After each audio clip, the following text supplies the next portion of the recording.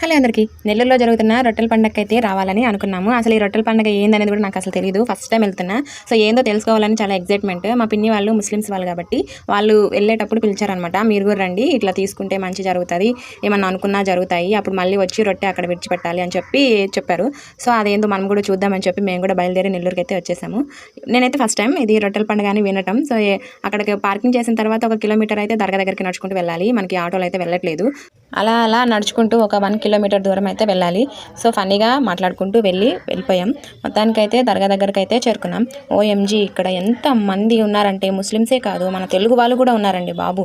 చూస్తే నేను ముస్లిం వాళ్ళ పండగ ఏమో అనుకున్నా, కాదు చాలా మంది తెలుగు వాళ్ళు ఉన్నారు ఇక్కడ. నేను అనుకున్న కోరిక గట్టిదే ఏమో, నేను అడగకముందే వాళ్ళే వెతుక్కుంటూ నా దగ్గరికి వచ్చారు. మా పిన్ని వాళ్ళు షాక్.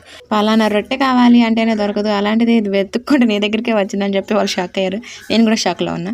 మీకు ఏమనిపించిందో కామెంట్ చేసి వీడియో నచ్చితే లైక్ చేయండి. అంటే బై బై.